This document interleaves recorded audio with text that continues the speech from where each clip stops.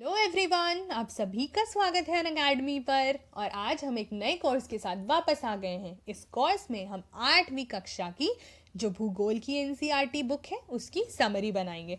हमने already class 6 और 7 छठी और 7वीं कक्षा की बुक की बना ली है और बहुत अच्छा रिस्पांस भी मिला है। लोगों को ठीक लग रहा है कि हाँ, हमारे बेसिक्स क्लियर हो रहे हैं। और ये ज़रूरी भी है, ये मेरा अपना पर्सनल रिक्वेस्ट है आपसे कि अगर आपने वो नहीं देखे हैं तो आप प्लीज़ उसको देख कर ही आगे बढ़िएगा।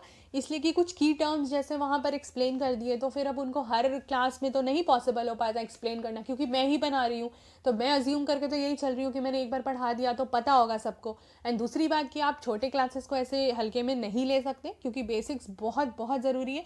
6 नहीं समझोगे, 7 नहीं समझोगे, एकदम से 11 पे जंप करना, मतलब मुझे बहुत कमेंट्स मिले हैं कि मैम प्लीज़ 11th का कर दो, 11 का करो। मैं करूँगी, आप थोड़ा भरोसा रखो, थोड़ा वक्त दो मुझे वक्त लगता है। एक आपका ख़त्म होता है, अभी आज ये रिकॉर्डिंग होगी, 8th ख़त्म हो जाएगा तो मैं 9th करने बैठूंगी, तो मुझे भी वक्त लगता है ना, सारा लिख के नोट्स बनाना, फ़ोटो लेना, क्रॉप करना, लोड करना, दोनों लैंग्वेज में रिकॉर्ड करना, तो थोड़ा सा टाइम टेकिंग है। बट आपके प्री के पहले हो जाएगा, ये मेरी एश्योरेंस है। आप प्लीज़ उसकी चिंता मत करें, बस मुझे वक्त दें, थोड़ा सा भरोसा रखें।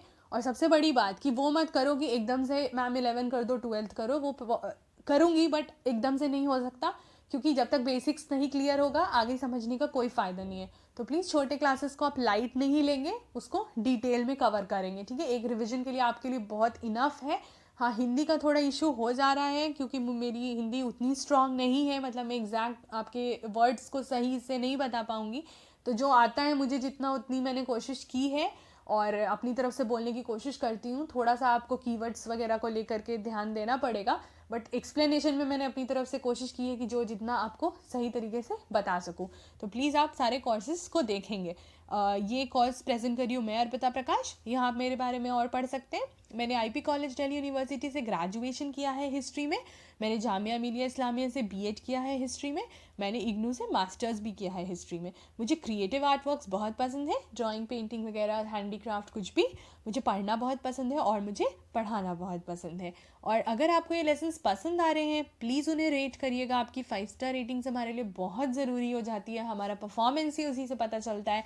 आप उन्हें रिव्यू भी करिएगा। रिव्यू मतलब आप अपने फीडबैक देंगे, आपको क्या अच्छा लगा, क्या नहीं लगा, इम्प्रूवमेंट कहाँ करना है, कहाँ सुधारना है, कमियाँ कहाँ थी, वो सारी बातें आप बताएंगे।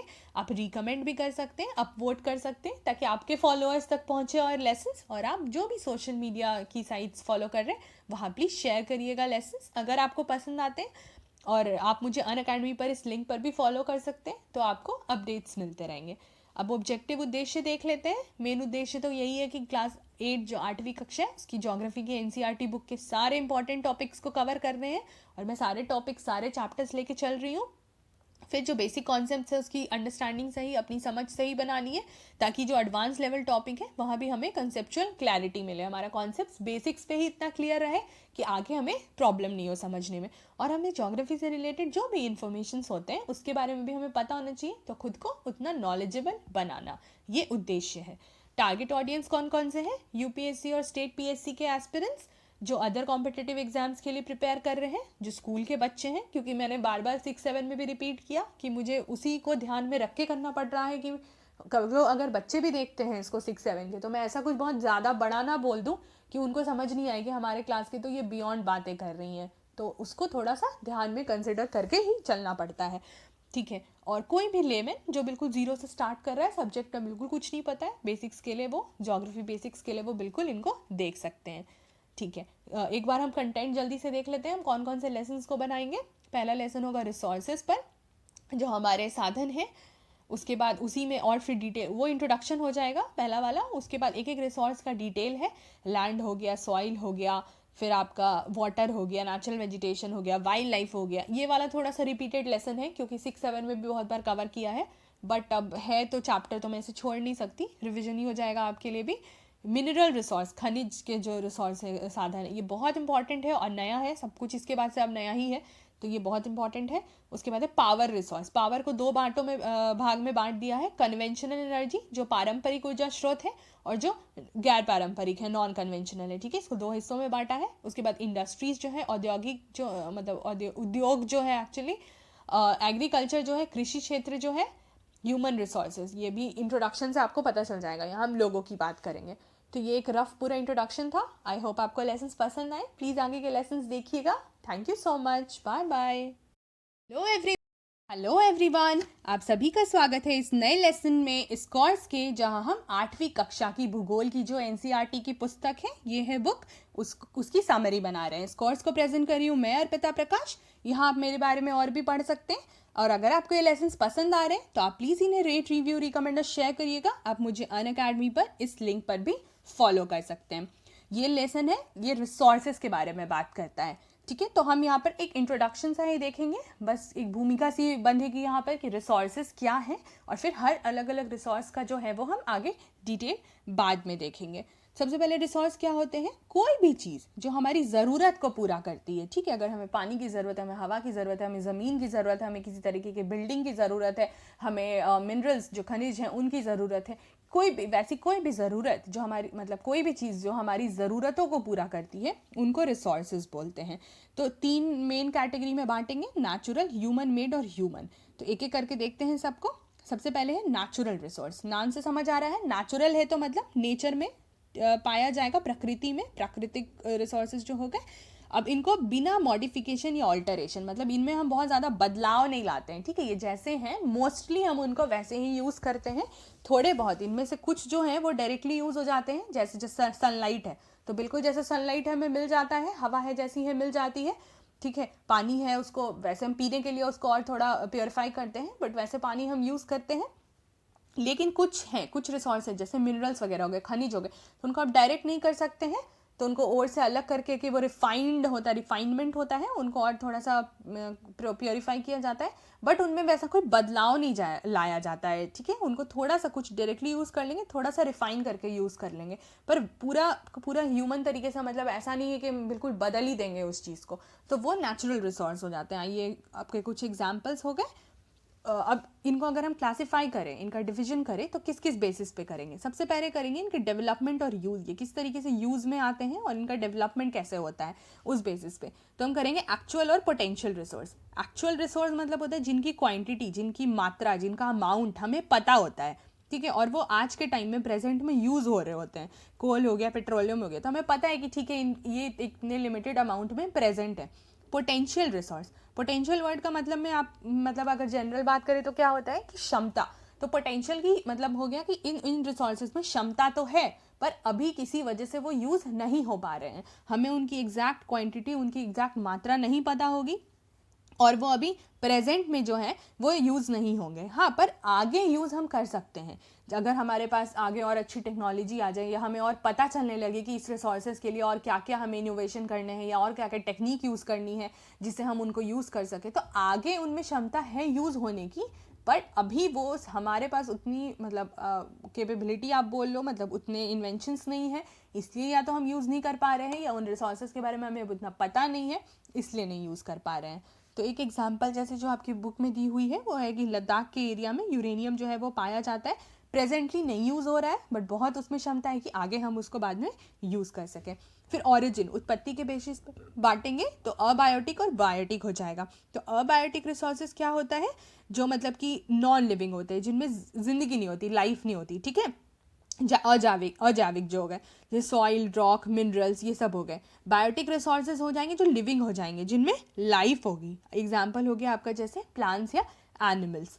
उसके बाद on the basis of renewability, renewability में हम रिन्यूएबल और नॉन रिन्यूएबल, रिन्यूएबल मतलब हो जाएगा जो बार बार वापस से जनरेट किए जा सकते हैं, जिनको वापस से प्रोड्यूस किया जा सकता है, बट कौन करता है? वो नेचुरल प्रोसेस से अपने आप क्षमता रखते हैं कि वो फिर से रिप्रोड्यूस हो सके, रीजनरेट हो सके, फिर से बन सके, रिन्यू हो सके। और ये इनएग्जॉस्टेबल होते हैं। एग्जॉस्ट मतलब होना होता है खत्म हो जाना, तो इनएग्जॉस्टेबल मतलब कि ये खत्म नहीं होते, ये नेचुरल प्रोसेस से बार बार बन सकते हैं, जैसे हवा, पानी, सूर्य की किरणें एट्सेट्रा, मतलब सौर ऊर्जा एट्सेट्रा। नॉन रिन्यूएबल हो जाएगा जो कि लिमिटेड है स्टॉक में, खत्म हो सकते हैं, और अगर हम उनको सही तरीके से यूज़ नहीं करें, और एक फिक्स्ड अमाउंट में प्रेजेंट है, और एक बार जब ख़त्म हो जाएंगे, ठीक है, तो अगर एक बार एग्जॉस्ट हो जाते हैं, ख़त्म हो जाते हैं, तो रिप्लेनिश या रिन्यू या दोबारा उनको बनने में थाउजेंड्स ऑफ ईयर्स लग जाता है। तो तब तक तो कोई सर्वाइव नहीं करेगा, वो एक दूसरी ही जनरेशन या दूसरी दुनिया उस वक्त होगी, जो भी होगा। तो अब इन रिसोर्सेज का एक बार मतलब ख़त्म हो जाना, तो हमारे लिए फिर वो ख़त्म ही हो गए। इसलिए इनको नॉन रिन्यूएबल बोलते हैं। तो कुछ एग्जाम्पल, कोल, पेट्रोलियम, नेचुरल गैस वगैरह, तो इनको हमें बहुत ध्यान से यूज़ करना है। अब डिस्ट्रीब्यूशन, बांटने के हिसाब से बात करें तो कैसे बटे हुए होते हैं, यूबिक्विटस और लोकलाइज। यूबिक्विटस मतलब जो हर जगह पाए जाते हैं, जैसे हवा, एयर, हवा हो गई, विंड हो गया, वही बहती हवा, सनलाइट वगैरह। लोकलाइज्ड हो जाएगा जो कुछ ही जगह में पाए जाते हैं, जैसे कुछ खनिज हो गए, कॉपर, आयरन और वगैरह, तो ये तो हर जगह नहीं पाए जाते, कुछ ही पर्टिकुलर एरिया में पाए जाते हैं, तो इनको लोकलाइज्ड बोलते हैं। अब रीज़न क्या होता है रिसोर्स ये इस तरीके से बटे होते हैं, क्योंकि टेरेन, क्लाइमेट, ऑल्टीट्यूड, ठीक है, जलवायु अलग होती है, हाइट अलग होती है, टेरेन, रिलीफ फीचर्स जो होता है, मतलब कि कोई माउंटेन वाला एरिया हो जाता है, कोई पठार हो जाता है, कोई प्लेन होता है, तो हर जगह अलग अलग होती है, तो रिसोर्सेज अलग अलग तरीके से अवेलेबल होते हैं। फिर है ह्यूमन मेड रिसोर्स। तो हमने नेचुरल पढ़ लिया जो प्राकृतिक हो गया, अब है ह्यूमन मेड, मतलब जो मनुष्य ने खुद बनाया है, वो लोग खुद बनाते हैं। कैसे? नेचुरल रिसोर्स के ही मदद से बनाते हैं। तो कुछ क्या क्या बना सकते हैं, बिल्डिंग, ब्रिज, रोड, गाड़ी वगैरह, तो ये सब भी हमारी ज़रूरतें ही हैं, हमारी ज़रूरतों को पूरा करती हैं, इसलिए रिसोर्स हैं। पर ये नेचर तो नहीं प्रोवाइड करती है आपको, ये इंसान बनाते हैं नेचुरल रिसोर्स की मदद से। थर्ड है ह्यूमन रिसोर्स। ह्यूमन रिसोर्स मतलब हो गया कि हम लोगों को ही, पीपल जो है, लोग, उन्हीं को रिसोर्स मान रहे हैं, ठीक है। क्यों? क्योंकि ये क्या करते हैं, अगर आपके पास नेचुरल रिसोर्स प्रेजेंट है, प्राकृतिक जो हमारी वो, मुझे रिसोर्स का हिंदी एग्जैक्टली नहीं पता, मैं अगले लेसन के लिए पढ़ लूँगी। तो ये रिसोर्स, नेचुरल रिसोर्स जो हैं अगर आपके पास प्रेजेंट है, और ह्यूमन्स जो हैं, इंसान जो है, वो इन रिसोर्सेज को यूज़ करते हैं कुछ नया बनाने के लिए, जैसे बिल्डिंग्स वगैरह, तो वो कैसे बना सकेंगे? वो लोग के पास क्या होनी चाहिए, नॉलेज होनी चाहिए, इतनी जानकारी होनी चाहिए, स्किल होनी चाहिए, उनके पास टेक्नोलॉजी होनी चाहिए, ये सब चीज़ होनी चाहिए, तभी तो आप उस नेचुरल यूज़ को यूज़ करके कुछ नया बना पाओगे। आपके पास रिसोर्स भले प्रेजेंट है, पर अगर आपको आता नहीं है बनाना, समझ नहीं है कि उसको कैसे बदलेंगे, उसमें क्या चेंज लाएंगे, उसमें क्या नया डालना है, क्या हटाना है, तो आप नहीं कर पाओगे। इसीलिए ह्यूमंस को, इंसानों को खुद भी एक रिसोर्स माना जाता है, ठीक है, ताकि हम कुछ जो चीज़ें, जो नेचुरल रिसोर्सेज वगैरह है, उसको यूज़ करके और अदर चीज़ें जो लोगों की ज़रूरत की हैं उनको बना सकें। तो क्या क्या चीज़ें हमें मदद कर सकती हैं ह्यूमंस को रिसोर्स बनाने में? एजुकेशन, पढ़ाई हो गई, हेल्थ हो गया, हमें अच्छी स्वास्थ्य सुविधा मिलेगी, हमें अच्छी शिक्षा मिलेगी, तो ही हमारा उतना डेवलपमेंट होगा और हम उस चीज़ को यूज़ कर सकेंगे और बनाने में। तो लोगों की एक वैल्यूएबल रिसोर्स, ठीक है, जिनकी वैल्यू हो, वैसे रिसोर्स बनाती है ये चीज़ें। अब एक ह्यूमन रिसोर्स डेवलपमेंट, मतलब लोगों की जो स्किल है उसको और डेवलप करना है हमें, और अच्छा बनाना है, ताकि हम और रिसोर्सेज को जो है यूज़ करके दूसरे रिसोर्स बना सकें। कंजर्विंग रिसोर्सेज, कंजर्विंग मतलब उनको बचाना ज़रूरी होता है, प्रोटेक्ट करना ज़रूरी है। तो रिसोर्स कंजर्वेशन क्या हो गया कि हमें रिसोर्स को केयरफुली यूज़ करना है, बहुत ध्यान से यूज़ करना है, और उनको रीन्यू होने के लिए, दोबारा जनरेट होने के लिए वक्त देना है। ऐसा नहीं कि हम सारा का सारा ख़त्म कर दें, ठीक है, जैसे हवा है, पानी है, ये सब है, अवेलेबल है, ये नहीं ऐसे ख़त्म होंगे, ये सर्कुलेट होते रहते हैं, पर पानी है तो इसका ये मतलब नहीं है ना कि हम उसे वेस्ट करेंगे, हम उसे अच्छे से यूज़ करेंगे, अच्छे से यूज़ करेंगे, क्योंकि एक तो हमारे पास बहुत कम % फ्रेश वाटर अवेलेबल है, आधा तो ओशन में, खारा पानी समुद्र में, जो हम यूज़ नहीं कर सकते। जो बचा 3% लगभग जैसा है आपका फ्रेश, उसमें भी आधा ग्लेशियर, हिमनद वगैरह में, वो भी आप यूज़ नहीं कर सकते। तो जो थोड़ा बहुत नदी वगैरह से मिलता है 1%, उसको अगर हम वेस्ट करेंगे तो ये सही नहीं है। इसीलिए रिसोर्स अवेलेबल ज़रूर है, पर हम उसे ग्रांटेड, मतलब एकदम मान के नहीं चल सकते कि है तो चलो खर्च कर दो, उसको संभाल के बचा के यूज़ करना है, बचा के यूज़ करना है, आज में भी और आने वाले जनरेशन के लिए भी, फ्यूचर के लिए भी बचाना है। तो जब हम आज भी सही तरीके से यूज़ करते हैं और फ्यूचर के लिए भी बचाते हैं, तो उसको बोलते हैं सस्टेनेबल डेवलपमेंट, ठीक है। तो प्रेजेंट और फ्यूचर दोनों का ध्यान रखा जाता है। तो ये हो गई आपकी पूरी रिसोर्सेज के बारे में। यहाँ पर एक ब्रीफ इंट्रोडक्शन दे दिया, फिर हर रिसोर्स को हम अलग अलग डील करेंगे अलग अलग चैप्टर्स में। आई होप आपको लेसन्स पसंद आ रहे हो। Please rate, review, recommend, share करिएगा अगर आ रहे हैं तो, और आप आगे के लेसन्स भी देखते रहिएगा। Thank you so much, bye bye. Hello everyone, आप सभी का स्वागत है इस नए लेसन में, इस कोर्स के, जहां हम 8वीं कक्षा की भूगोल की जो एनसीईआरटी की बुक है उसकी समरी बना रहे हैं। इस कोर्स को प्रेजेंट कर रही हूँ मैं, अर्पिता प्रकाश। यहाँ आप मेरे बारे में और भी पढ़ सकते हैं, और अगर आपको लेसन्स पसंद आ रहे हैं तो आप प्लीज़ उन्हें रेट, रिव्यू, रिकमेंड और शेयर करिएगा। आप मुझे अनअकैडमी पर इस लिंक पर भी फॉलो कर सकते हैं। ये वाला जो लेसन है यहाँ हम लैंड और सॉइल रिसोर्सेज की बात करेंगे। लैंड ज़मीन हो गया, सॉइल जो मिट्टी है, वो जो साधन हमारे पास मौजूद हैं, ये दोनों नेचुरल रिसोर्स है, प्राकृतिक साधन है, उनकी हम बात करेंगे। सबसे पहला है लैंड, ज़मीन, भूमि। ठीक है, ये क्या है, सबसे one of the most important natural resource है। सारे बहुत जो इम्पॉर्टेंट है, बहुत हमारे लिए ज़रूरी हैं, उनमें से एक है। और ये लगभग 1/4 हिस्सा अर्थ के सरफेस का कवर करता है। हम जानते हैं क्यों, क्योंकि 3/4 हिस्सा तो पानी कवर करता है। और अलग अलग जगह पर, ठीक है, पॉपुलेशन क्या होता है, लैंड के अलग अलग जगह पे जनसंख्या जो है वो अलग अलग तरीके से बटी होती है। क्यों, क्योंकि लैंड का जो कैरेक्टरिस्टिक होता है, उनकी जो अपनी प्रॉपर्टीज़ होती है, या जो वहाँ का जलवायु होता है, सब अलग होता है। उसी हिसाब से पॉपुलेशन, जनसंख्या भी वहाँ बटती है। अब कुछ एरिया हैं जो बहुत स्पार्सली पॉपुलेटेड, मतलब बहुत कम पॉपुलेटेड है, और कुछ हैं जो अनइनहैबिटेड एरिया, मतलब वहाँ लोग रहते ही नहीं हैं। तो वैसे एरिया कौन से होंगे जहाँ पर उतनी सुविधाएं नहीं मौजूद होंगी कि आप आराम से रह सकें। कुछ एरिया जैसे रगेड टोपोग्राफी हो गया, मतलब जहाँ पर एकदम बिल्कुल ऊंची नीची मिट्टी है, टेढ़ी है, बहुत फ्लैट फर्टाइल नहीं है, स्टीप स्लोप है माउंटेन के, बिल्कुल से एकदम से ढलान है, तो आप वैसे में भी नहीं रह सकते। लो लाइंग एरिया है जहाँ पर कि वाटर लॉगिंग, मतलब बिल्कुल इसका लेवल वैसा एरिया जहाँ बहुत नीचे का जिसका लेवल है, वहाँ पर वाटर लॉगिंग, पानी जमने की बहुत प्रॉब्लम हो जाएगी, वहाँ आप नहीं रहोगे। डेजर्ट के एरिया में नहीं रह पाओगे, बहुत घने जंगल है तो नहीं रह पाओगे। तो ये सब एरिया है जो बहुत कम पॉपुलेटेड है, वहाँ कम लोग रहते हैं, और या तो रहते ही नहीं है।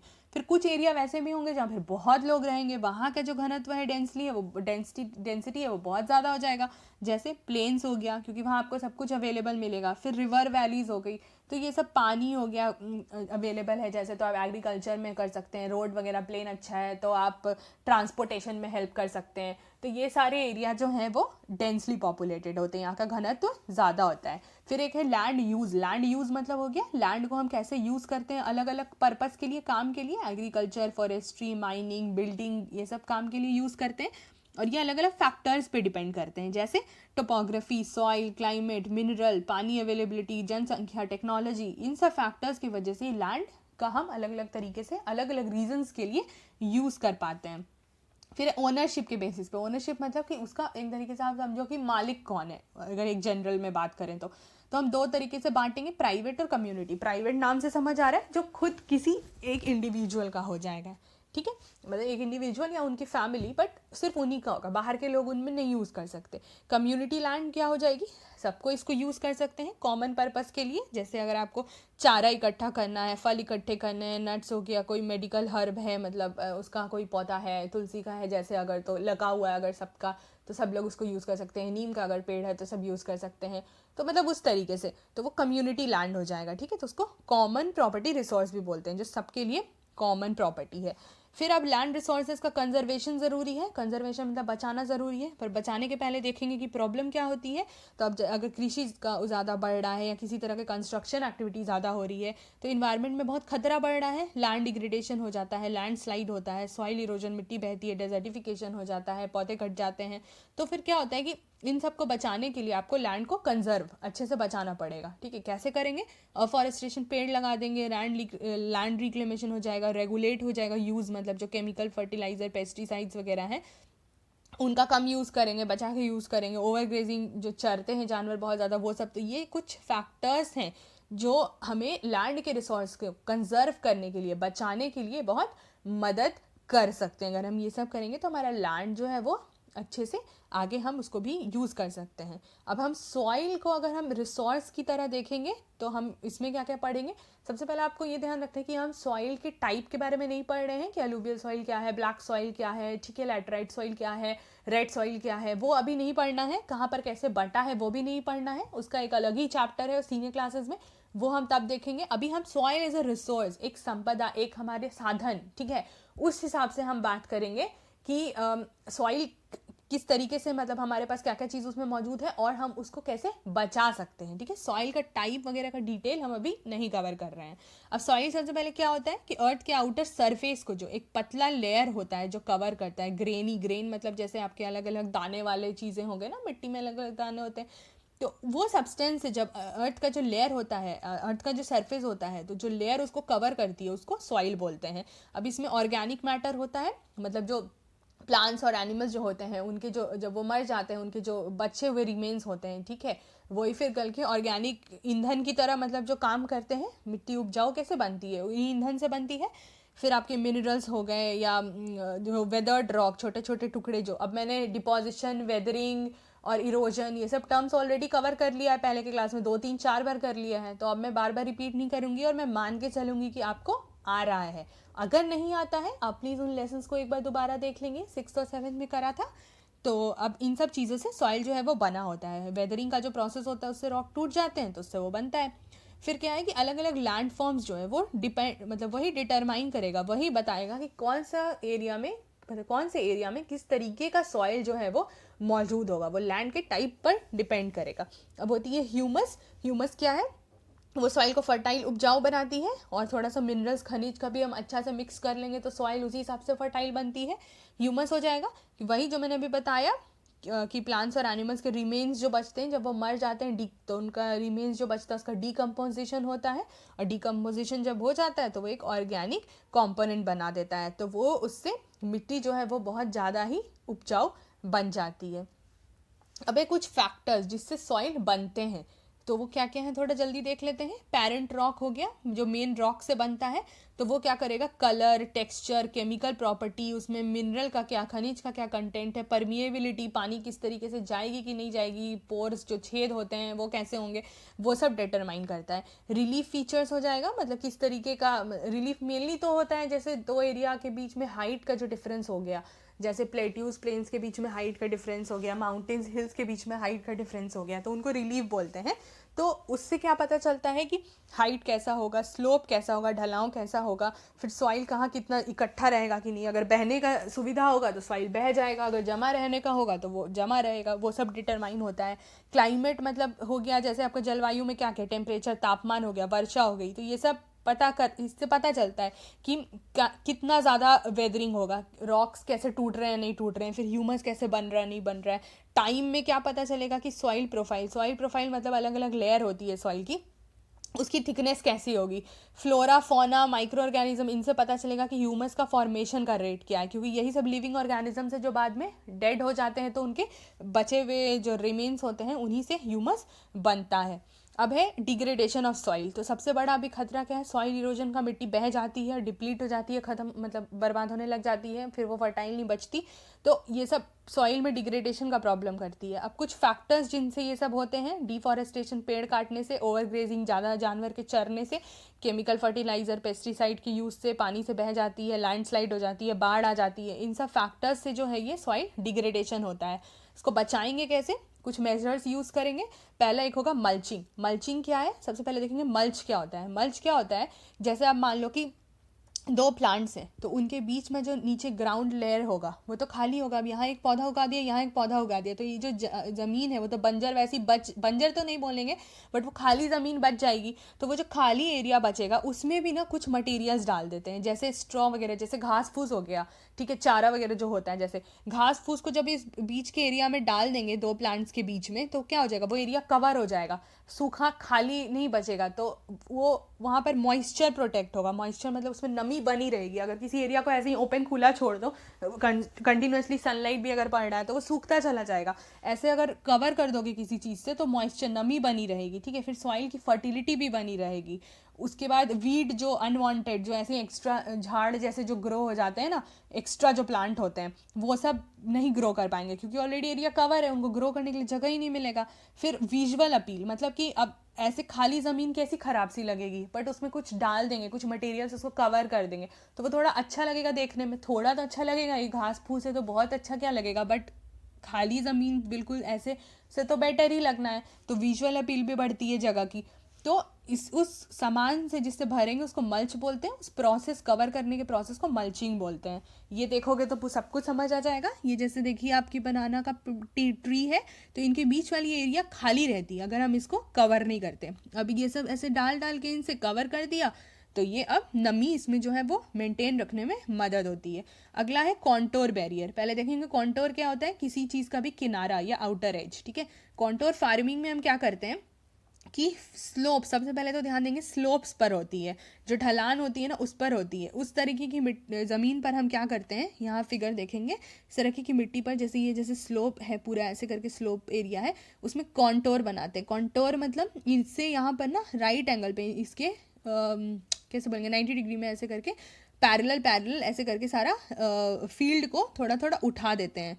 ये देखेंगे आप, ठीक है, ऐसे ऐसे करके ट्रैक्टर वगैरह चला करके ऐसे उसको उठाते हैं। उससे होता ये क्या है कि अगर मान लो ये जैसे पूरा ऐसे स्लोप रह जाता और इसको ऐसे लंबाई में ही करते तो क्या होता कि अगर मिट्टी यहाँ से बह रही होती तो बिल्कुल ऐसे ऐसे करके नीचे बहती चली जाती, ढलाव होता। तो अब इसको यहाँ से ऐसे करके क्रॉस काट दिया तो अब मिट्टी क्या होगी, यहाँ से अगर बहती भी आएगी तो बह ही नहीं पाएगी ना, हर थोड़े थोड़े दूर पे ऐसे इंटरवल पे ये ऐसे ऐसे बने हुए हैं।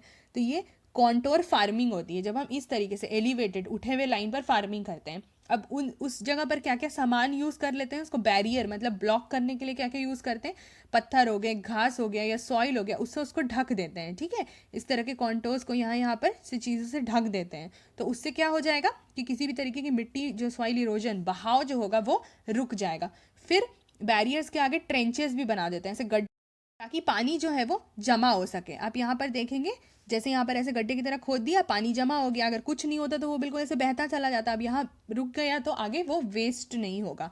तीसरा तरीका रॉक डैम, डैम्स बनाते हैं ना हम, बांध जो बनाते हैं पत्थर का यूज़ करके, उससे क्या होता है पानी का अगर जैसे ऐसे फ्लो हो रहा है और किसी चीज़ से बांध से उसको रोक दिया तो पानी का फ्लो रुक जाता है और पानी अपने साथ मिट्टी भी बहा के ला रहा होता है, तो सॉइल का भी लॉस जो है वो नहीं होता है। ठीक है, ये ऐसे बांध है, इसको मतलब पत्थर रोका वो कर दिया, रोक दिया, ब्लॉक कर दिया, अब पानी का फ्लो जो है वो ज़्यादा नहीं होगा। फिर है टेरेस फार्मिंग। टेरेस क्या होती है, सीढ़ियाँ जैसी कर ली। ठीक है, तो इसको ये भी स्लोप्स पर होता है, स्टीप स्लोप होता है, बिल्कुल ऐसे तेज ढलान होती है ना। तो अब उस पर क्या करते हैं, ऐसे तो पौधा उगाना मुश्किल है, क्रॉप करना मुश्किल है, तो उस पर क्या करते हैं हम लोग, फ्लैट जो है स्टेप्स बना देते हैं, सीढ़ियाँ जैसे टेरेसेस जो हो गए वो बना देते हैं। उससे आप फिगर देखेंगे है ना, ये जैसे एक ढलाव सा एरिया था, इसको ऐसे ही छोड़ देते तो उस पर एग्रीकल्चर मुश्किल हो जाता करना, तो उसको ना ऐसे सीढ़ियाँ बना दिया। सीढ़ियाँ बना दिया तो ये कुछ फ्लैट एरिया मिल गया, यहाँ भी फ्लैट एरिया मिल गया, ये ग्रीन वाला मिल गया, यहाँ मिला, यहाँ मिला।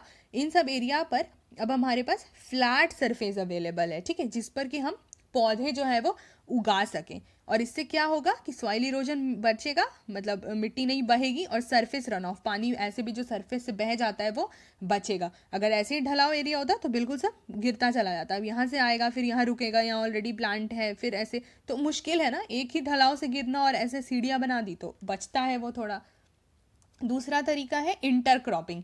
इंटरक्रॉपिंग मतलब होता है जब हम एक ही फील्ड पर एक ही टाइम में ऑल्टरनेट रोज में, मतलब एक रो में कोई और पौधा लगा दिया, फिर दूसरे में कुछ और, फिर तीसरे में वही पहला वाला लगा दिया, फिर चौथे में, तो एक के बाद एक, मतलब एक छोड़ के, ऑल्टरनेट होता है एक छोड़ के कोई दूसरे पौधे लगा देते हैं। जैसे यहाँ आप देखेंगे, यहाँ पर एक पौधा लगाया, यहाँ दूसरे तरीके का लगाया, फिर यहाँ ये लगाया, फिर यहाँ दूसरे तरीके का लगाया। उससे क्या होगा, अगर मान लो यहाँ एक पौधा लगाया और सेम वो यहीं लगा देते हैं तो उनको ग्रो करने के लिए जितनी जगह की ज़रूरत होती है उनको मुश्किल हो जाता, तो आपस में इनके पास प्रॉब्लम हो जाती। और अगर यहाँ छोड़ के सीधे यहाँ लगाते तो ये जगह वेस्ट भी होता। अब यहाँ ऐसा पौधा लगाया जिसके ग्रोथ और इसके ग्रोथ में किसी तरह का कंपटीशन नहीं है, वो उसको डिस्टर्ब नहीं करेगा, वो उसको डिस्टर्ब नहीं करेगा, तो ये जगह यूज़ भी हो गया, ये जगह यूज़ भी हो गया, और एक ही बार में ज़्यादा पौधे भी उग गए और मिट्टी भी वेस्ट नहीं हुई।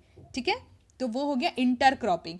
एक उसी के साथ एक टर्म होता है क्रॉप रोटेशन, जो लोगों को कंफ्यूज करता है। क्रॉप रोटेशन में क्या होता है कि एक ही फील्ड पर हम अलग अलग तरह के पौधे तो उगाते हैं पर एक ही टाइम पर नहीं उगाते हैं।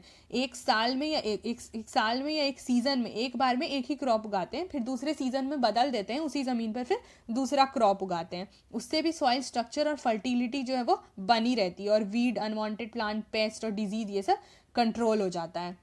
फिर एक और तरीका है शेल्टर बेल्ट का। ये कोस्टल या जो सूखे रीजन होते हैं, यहाँ हम क्या करते हैं, पूरा ट्रीज का ऐसे रो बना देते हैं जिससे हवा का जो मूवमेंट होता है वो थोड़ा रुक जाता है, तो सॉइल मिट्टी जो ऐसे बर्बाद नहीं होती है। इस तरीके से पूरा पेड़ का एकदम घना वो कर देते हैं, रोज में पूरे पेड़ लगा देते हैं, तो विंड का बहाव जो है उसको ये थोड़ा सा कंट्रोल करती है, तो मिट्टी भी ऐसे नहीं बह जाती है। तो ये हमने लैंड और सॉइल रिसोर्स के बारे में पढ़ लिया। आगे के लेसन्स में हम और भी कवर करेंगे दूसरे रिसोर्सेज के बारे में।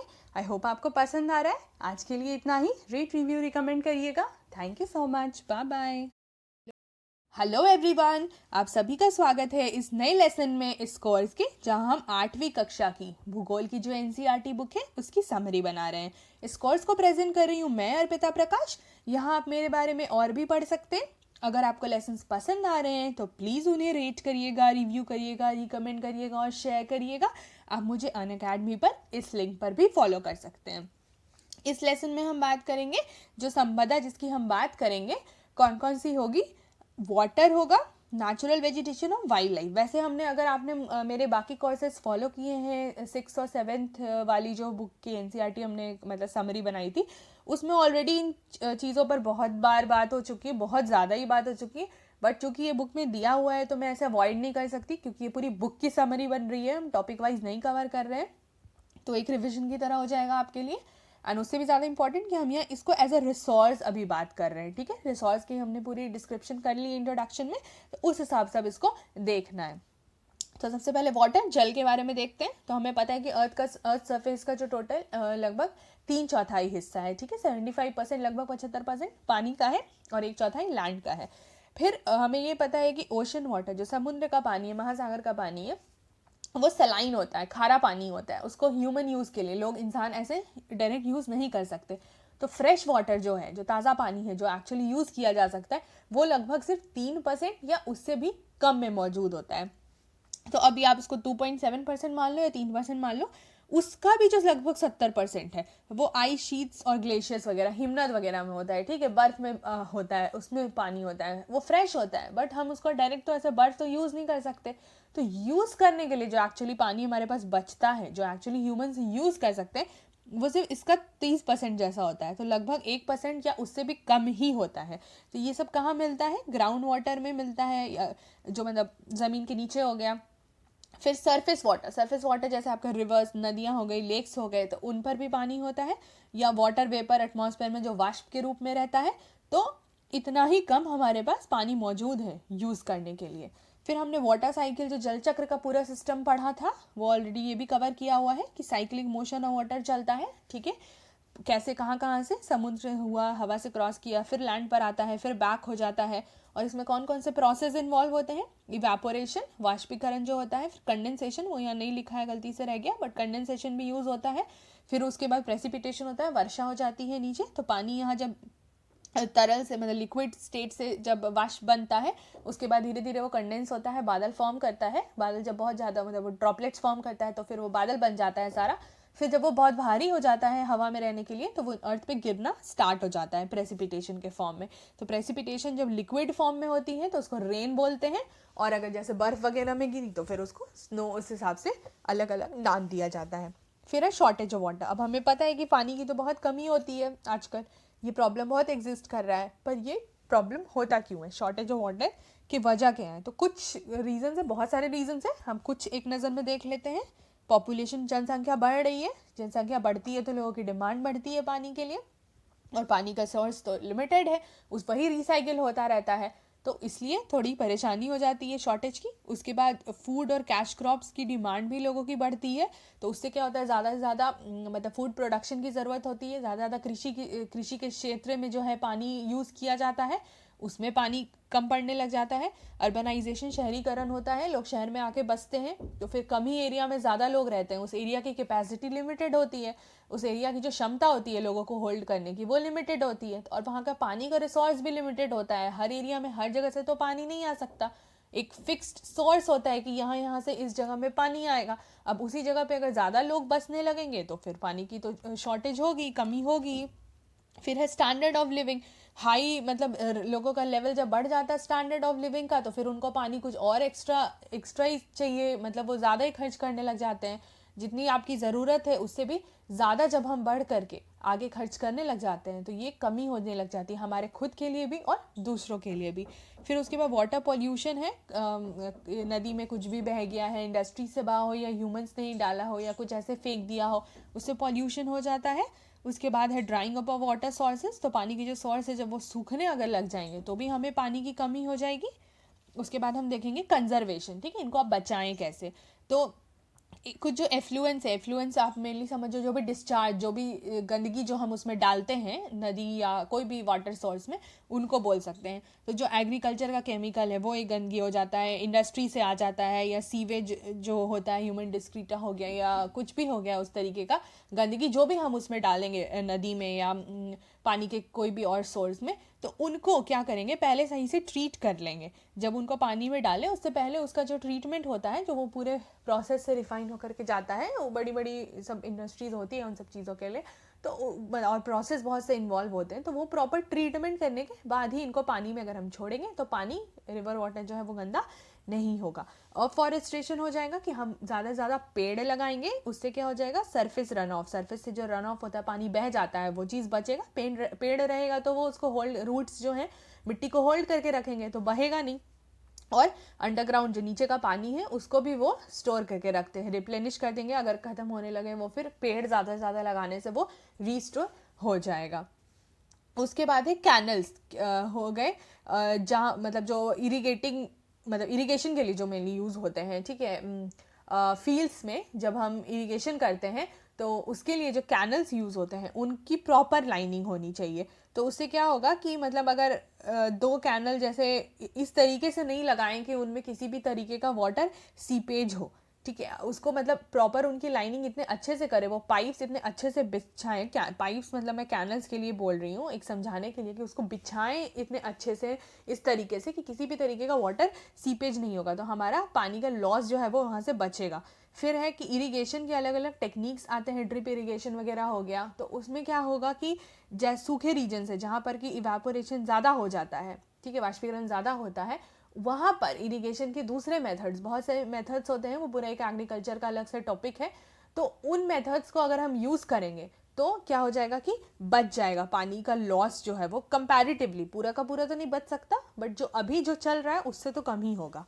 फिर रेन वाटर हार्वेस्टिंग में क्या होता है कि रेन वाटर जब बारिश हो रही होती है तो छत से जो बारिश का पानी गिरता है उसको कलेक्ट कर लिया जाता है, फिर उसको एक अप्रोप्रिएट लोकेशन, सही जगह में जा करके ले जाया जाता है, और वहाँ उसको आगे फ्यूचर में, भविष्य में यूज़ करें उसके लिए उसको स्टोर करके रखा जाता है, जमा करके रखा जाता है। वैसे अगर बारिश हो रही है और हम बारिश का पानी नहीं स्टोर करेंगे तो वो तो बारिश हो रही है जब तक हो रही है, फिर वो बंद हो जाएगी तो वो पानी तो धीरे धीरे हो जाएगा, वेपर में कन्वर्ट हो जाएगा, फिर इधर उधर बह जाएगा, तो वो पानी यूज़ का तो नहीं रहा। बट अगर उसको हम स्टोर कर लेंगे और उसको फ्यूचर यूज़ के लिए बचा के रखेंगे, तो जब पानी के आगे अगर कभी कमी पड़ती है तो वो रेन वाटर जो कभी हुआ था, वो जमा जो हमने करके रखा था, वो यूज़ हो जाएगा।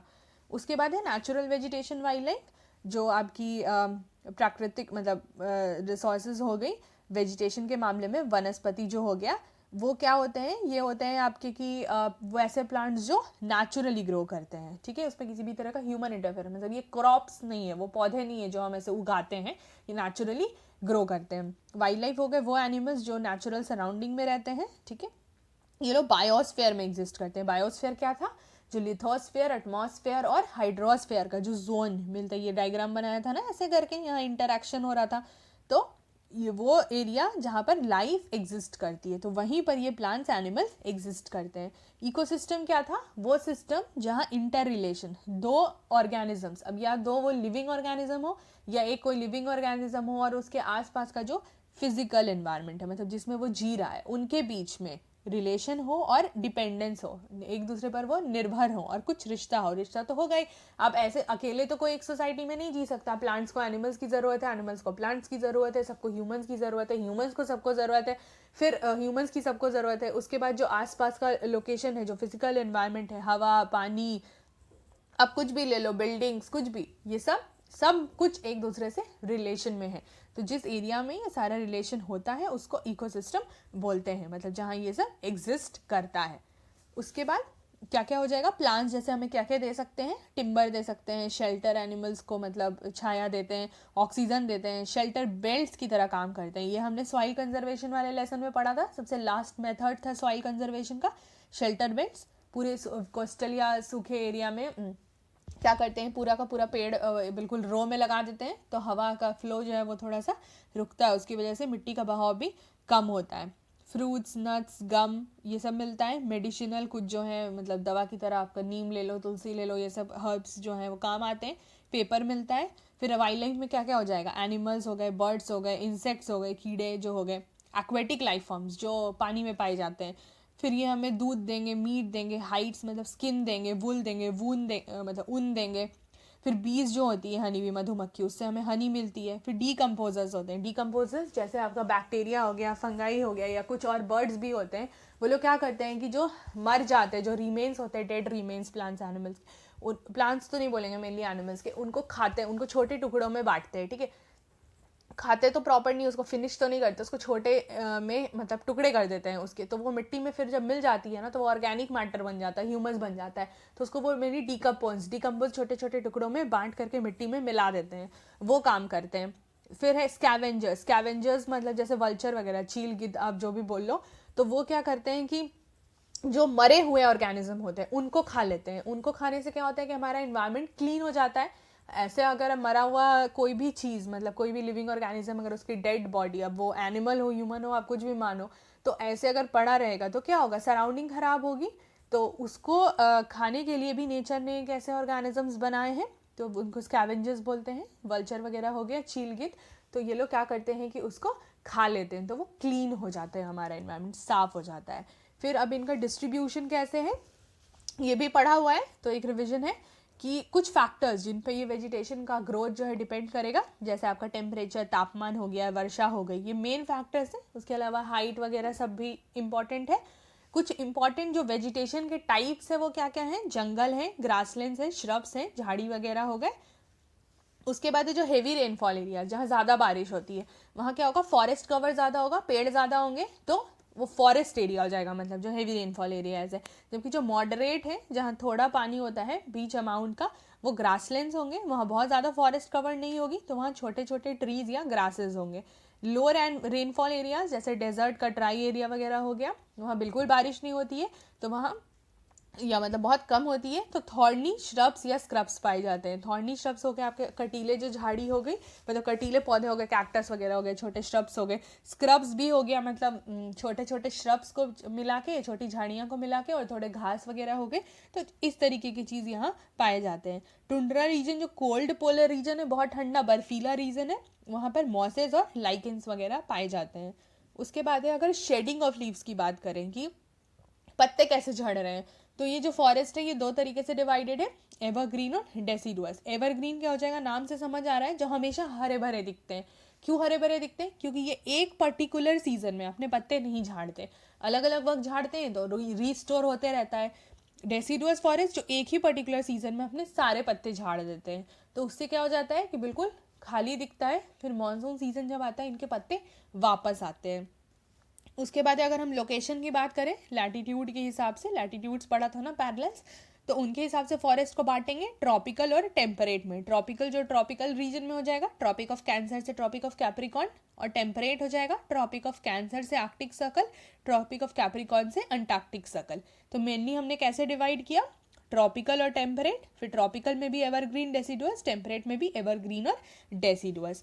अब उसके बाद कंजर्वेशन देख लेते हैं, बचाएंगे कैसे। तो सबसे पहले जो इनका नेचुरल हैबिटेट है, जो इनका ऑलरेडी घर है, जो नेचर का घर है, उस कैसे डिस्ट्रॉय हो रहा है। क्लाइमेट बदल रहा है, जलवायु बदल रहा है, ह्यूमन इंटरफेरेंस हो रहा है, लोग इंटरफेयर कर रहे हैं, पेड़ काट दे रहे हैं, कंस्ट्रक्शन कर दे रहे हैं, फॉरेस्ट फायर जो जल आग लगती है फॉरेस्ट में, ये नेचुरल भी होता है और ह्यूमन भी करते हैं। सॉइल इरोजन होता है, मिट्टी बहती है, सुनामी हो गया, लैंडस्लाइड हो गया, तो इनसे इस पर खतरा होता है। पोचिंग में क्या हो जाता है कि एनिमल्स को हंट करते हैं कि मतलब उनसे उनका सामान या तो इलीगल ट्रेड करेंगे, मतलब जो कानूनी नहीं हुआ, या फिर गैर कानूनी तरीके से, और या फिर कलेक्ट करना होता है उनको क्या, हाइड्स मतलब स्किन हो गया, हाइड स्किन वही हो गया, नेल्स, उनके दांत, उनके सींग, उनके पंख वगैरह, तो इससे उनको बहुत खतरा होता है। कंजर्व क्या क्या कर सकते हैं, तो हम नेशनल पार्क बनते हैं, वाइल्ड लाइफ सेंचुरी बनती है, बायोस्फीयर रिजर्व बनता है, क्रीक्स, लेक्स, वेटलैंड्स जो हैं उनको कंजर्व किया जाता है। कुछ अवेयरनेस प्रोग्राम मतलब जागरूक करने के लिए सोशल फॉरेस्ट्री की या वन महोत्सव और पेड़ वगैरह लगाओ, ये सब बताया जाता है। फिर कुछ लॉज, नियम भी बनाए जाते हैं कि बर्ड्स और एनिमल्स को मारना नहीं है। तो इस तरीके से हम थोड़ा कुछ मेथड्स हैं ये कि हम उनको कंजर्व कर सकते हैं। तो ये आज के लिए इतना ही था। होप आपको लेसन्स पसंद आ रहे हो, आगे के लेसन्स भी देखते रहिएगा और रिसोर्सेज कवर करने।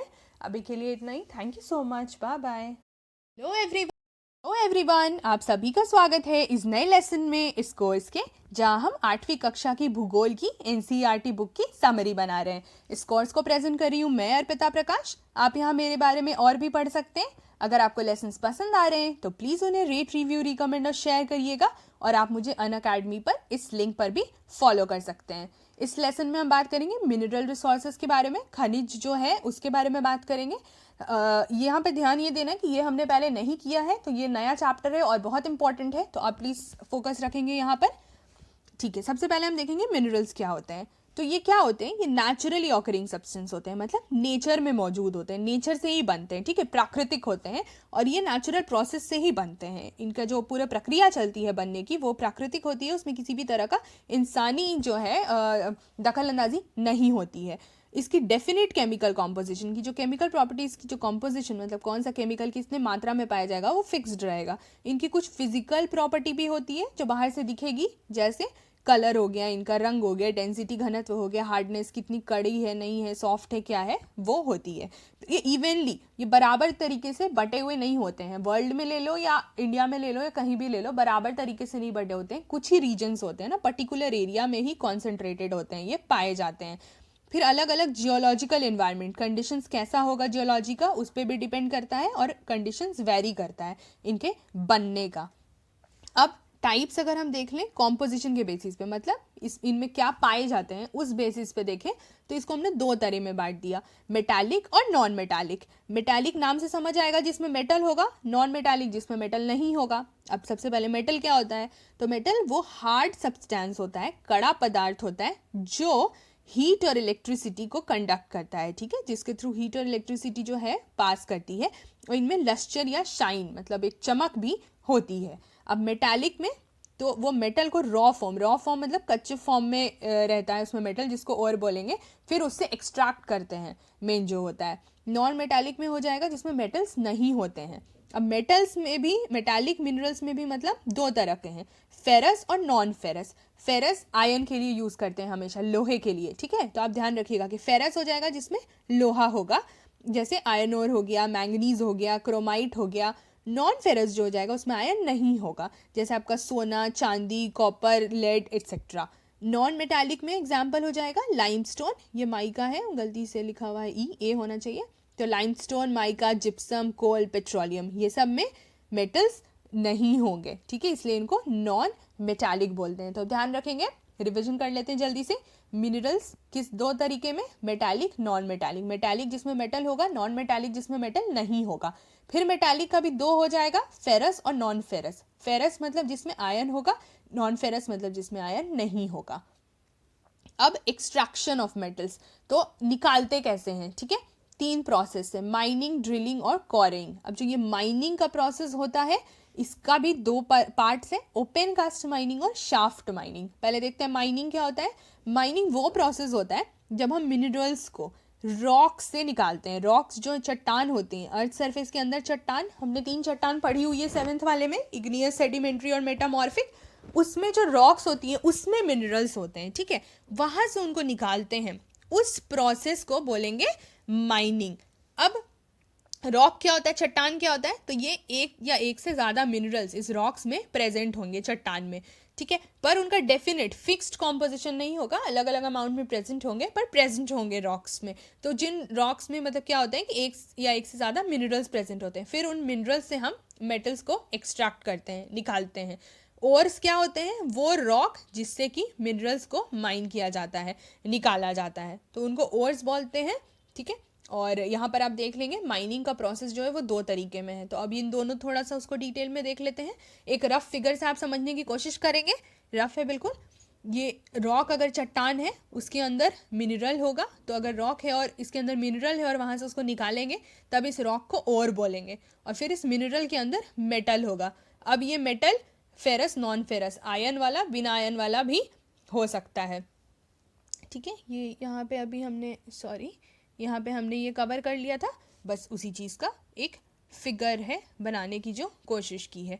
अब है open cast mining. Open cast mining में क्या होती है, उन मिनरल्स के लिए होती है जो शैलो डेप्थ मतलब हल्के, जैसे अर्थ सरफेस है, सरफेस लेयर है तो उससे बहुत अंदर नहीं होते हैं, बहुत नीचे। शैलो क्या होता है, हल्का होता है, शैलो पानी भी बोलते हैं, शैलो वाटर। जो लोग स्विमिंग सीखते हैं उनको पहले शैलो पानी में उतारते हैं, बिल्कुल हल्के पानी में, तो डूबे नहीं।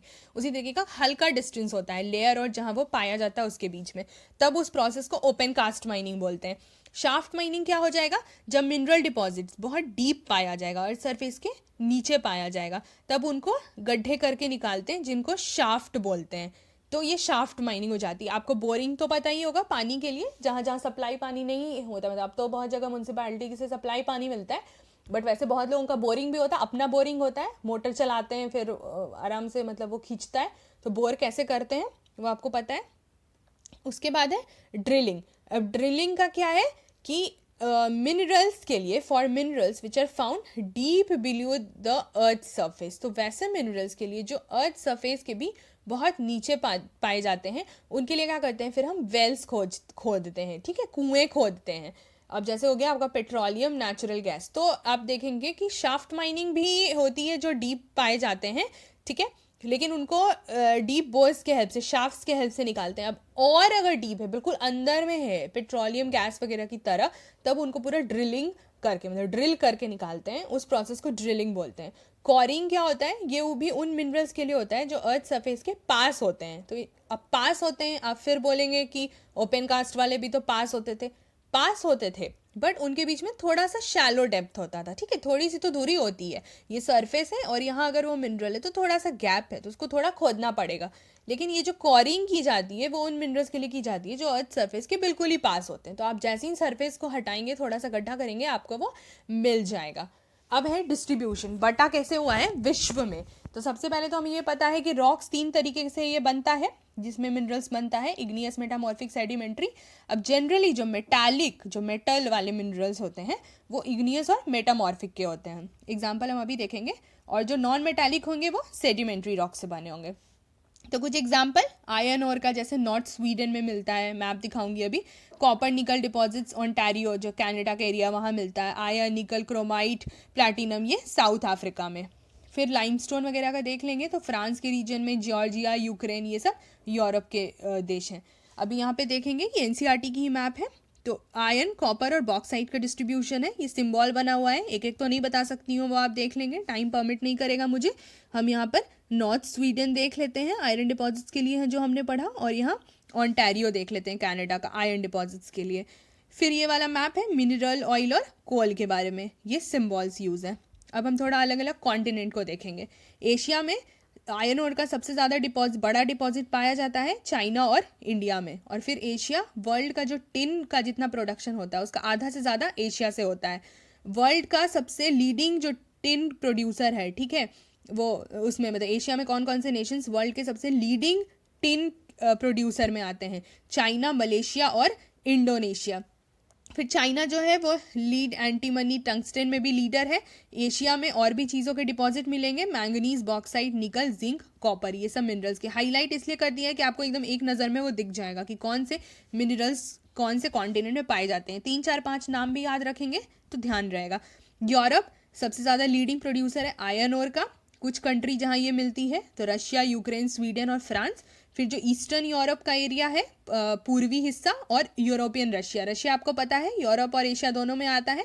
तो जो रशिया का जो यूरोप वाला हिस्सा है वहाँ पर मिनरल डिपॉजिट्स मिलती है, किस किस चीज़ की, कॉपर की, लेड की, जिंक की, मैंगनीज की, निकल की। नॉर्थ अमेरिका में 3 जोन्स में मिलता है। जो कैनेडियन रीजन होता है, ग्रेट लेक्स के पास में के रीजन में, जो नॉर्थ मतलब ग्रेट लेक्स जो है, आपको पता है ग्रेट लेक्स नॉर्थ अमेरिका के, अगर आपको पता है तो आप नाम बता देंगे मुझे नीचे। और इनके नॉर्थ में, इनके उत्तर में जो कैनेडियन रीजन है वहाँ मिलेगा, एपलेचियन रीजन में मिलेगा, एपलेचियन माउंटेन्स वाले एरिया में, एंड वेस्ट की जो माउंटेन रेंजेस है। तो कनाडा वाले एरिया में ये मिलते हैं, एपलेचियन में ये मिलते हैं, और जो वेस्टर्न एरियाज हैं वहाँ पर ये मिनरल्स मिलते हैं। आप एक बार नाम पढ़ लेंगे, सारा हाईलाइटेड है, क्लियरली लिखने की कोशिश की है। साउथ अमेरिका में ब्राज़ील जो है वो सबसे लार्जेस्ट प्रोड्यूसर है, किसका, हाई ग्रेड आयरन ओर का। फिर चिले और पेरू जो है वो भी लीडिंग प्रोड्यूसर है कॉपर में। ब्राज़ील और बोलीविया जो है वो वर्ल्ड के लार्जेस्ट प्रोड्यूसर हैं टिन में।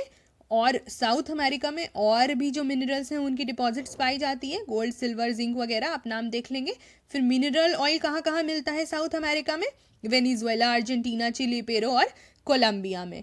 उसके बाद अफ्रीका, ये वर्ल्ड्स लार्जेस्ट प्रोड्यूसर है अफ्रीका, किस किस चीज़ में, डायमंड में, हीरे, गोल्ड, सोना और प्लैटिनम में।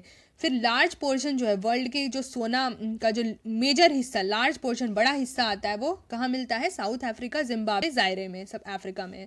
कुछ और मिनरल्स मिलेंगे, कॉपर, आयरन और क्रोमियम, यूरेनियम, कोबाल्ट, बॉक्साइट। और ऑयल तेल जो है वो भी कहाँ मिलेगा, नाइजीरिया, लीबिया, एंगोला में। ऑस्ट्रेलिया बॉक्साइट का लार्जेस्ट प्रोड्यूसर है, गोल्ड, डायमंड, आयरन और टिन, निकल वगैरह भी पाए जाते हैं। कॉपर, लेड, जिंक, मैंगनीज भी मिलती है, इनके तो वो लीडिंग प्रोड्यूसर है, ये इनमें भी रिच हैं, पाए जाते हैं। लार्ज डिपॉजिट्स गोल्ड्स का, सोना का इनका किस एरिया में होता है? कलगुर्ली एरिया और कूलगर्दी एरियाज, वेस्टर्न ऑस्ट्रेलिया का, पश्चिमी ऑस्ट्रेलिया के इन एरियाज में गोल्ड के अच्छे डिपॉजिट्स मिलते हैं। फिर अंटार्कटिका में तो अभी ऐसा नहीं कि पाया जा रहा है, वो तो आपको पता है अंटार्कटिका में कोई ऐसे रहता नहीं है, वो साइंटिफिक एक्सप्लोरेशन के लिए वहाँ पर लोगों अपने अपने बेस, मतलब हर कंट्री अपनी बेस बनाती है, तो उन्होंने फोरकास्ट किया है, भविष्यवाणी जैसी की है, मतलब कि इन मिनरल डिपॉजिट्स के मिलने के वहाँ चांसेस हैं, संभावनाएं हैं। जैसे कोल डिपॉजिट्स बोला कि ट्रांस अंटार्कटिक माउंटेन्स में मिलेगा, आयरन जो है वो चार्ल्स माउंटेन्स जो है ईस्ट अंटार्कटिका का वहाँ मिलेगा। फिर कुछ कमर्शियल क्वांटिटीज़ में, मतलब कि अच्छे क्वांटिटीज़ में जिनका कि कमर्शियल पर्पज़ के लिए यूज़ हो सके, तो कुछ और मिनरल्स मिलेंगे, आयरन और गोल्ड, सिल्वर, ऑयल एक्सेट्रा। फिर इंडिया में डिस्ट्रीब्यूशन, अभी ये पढ़ने का टाइम नहीं है तो इसलिए मैंने इसको इस तरीके से बनाया है। ये क्या है आप समझ लीजिए। सारे मिनरल्स को ऐसे बॉक्सेस में लिख दिया, जैसे आयरन, बॉक्साइट, मीका, कॉपर हो गया, इनके सिंबल्स बना दिए, जैसे आयरन के लिए आई, बॉक्साइट के लिए बी, मीका के लिए एम आई, क्योंकि मैंगनीज भी है तो एम लिखने पे कंफ्यूजन हो जाता, कॉपर के लिए सी। अभी एक मैप है उसमें इन सिंबल्स का ही यूज़ किया है, इस लेटर्स का, तो आपको उससे समझ आ जाएगा कि कौन सा लेटर कौन से मिनरल को रिप्रेजेंट कर रहा है, ठीक है। फिर इनमें जैसे कौन से स्टेट्स में पाए जाते हैं वो लिख दिया, तो अब हर स्टेट को मैप पर रिप्रेजेंट कर दिया, ये आप यहाँ जा जाएगा। अब है यूज़ ऑफ मिनरल्स, यूज़ कहाँ कहाँ होते हैं? इंडस्ट्रीज़ में होते हैं। फिर जो हार्ड वाले मिनरल्स होते हैं, थोड़े कड़े कठोर वाले, वो ज्वेलरी वगैरह बनाने में भी यूज़ होते हैं, गहने में। कॉपर जो होगा वो सिक्के से लेकर के पाइप बनाने में यूज़ हो जाता है। सिलिकॉन जो है वो कंप्यूटर इंडस्ट्री में यूज़ होता है, सिलिकॉन चिप्स उसकी बनती है, वो कॉर्च से मिलता है। एल्यूमिनियम बॉक्साइट के ओर से मिलता है। अब याद रखेंगे ये सब, क्योंकि मैच द फॉलोइंग में कभी भी आ सकता है कि ओर का नाम दिया हुआ है और आपका मिनरल का नाम दिया हुआ है, तो किस मिनरल से? बॉक्साइट आपको पता होना चाहिए, एल्यूमिनियम के लिए है। तो ये गाड़ी वगैरह में, एयरप्लेन हो गया, बोतल हो गया, कुक खाने किचन के सामान में, बिल्डिंग वगैरह में यूज़ होता है। उसके बाद कंजर्व कैसे करेंगे? अब नॉन रिन्यूएबल सोर्स है मिनरल्स जो है, मतलब बार बार बन नहीं सकते, अगर एक बार ख़त्म हो गए तो थाउजेंड्स ऑफ ईयर, हज़ारों साल लग जाएंगे उनको वापस से बनने में, तो हमारी ज़िंदगी तो बचेगी नहीं तब तक, तो इसीलिए उन्हें कंजर्व करना बहुत ज़रूरी है। तो जब माइनिंग का प्रोसेस होता है, जब उनको निकालते हैं, तो हम जो भी बर्बादी है उसको कम करना है, ठीक है, ध्यान से करना है कि वो वेस्ट ना हो। और मेटल्स का जब रिसाइकिल होता है उस पर भी अच्छे से ध्यान देना है कि जितना ज़्यादा से ज़्यादा हम वेस्टेज जो है उसको रोक सके, जितने अच्छे तरीके से हम इन प्रोसेस को यूज़ कर सके उसको और से एक्सट्रैक्ट करने के लिए, ठीक है। तो ये आज के लिए इतना ही था। होप आपको लेसन्स पसंद आ रहे हो। आप प्लीज़ रेट, रिव्यू, रिकमेंड और शेयर करिएगा और आगे के लेसन्स देखते रहिएगा, अभी बहुत सारे अभी सोर्सेस कवर करने। Thank you so much, keep watching, bye bye.